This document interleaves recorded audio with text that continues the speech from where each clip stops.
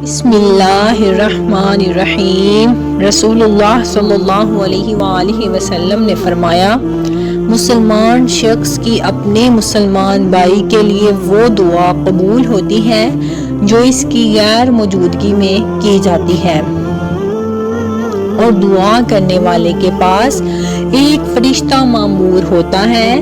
جب وہ اپنے بھائی کے لیے دعائے خیر کرتا ہے تو وہ مامور فرشتہ آمین کہتا ہے اور کہتا ہے، اسی مثل تمہارے لیے بھی ہو۔ حضرت نعمان بن بشیر رضی اللہ تعالیٰ عنہ بیان کرتے ہیں کہ رسول اللہ صلی اللہ علیہ وآلہ وسلم نے فرمایا، دعا ہی عبادت ہے۔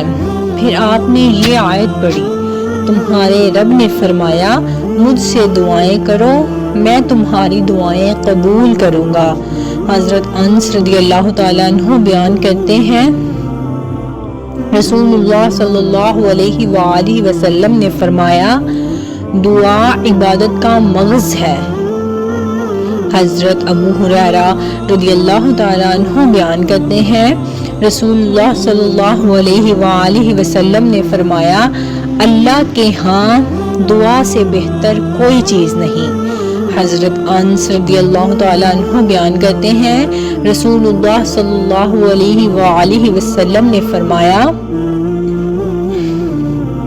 تم میں سے ہر شخص کو اپنی تمام ضرورتیں اپنے رب سے مانگنی چاہیے، حتیٰ کہ جب اس کے جوتے کا تسمہ ٹوٹ جائے تو اس کے بارے میں بھی اسی سے سوال کرنا چاہیے۔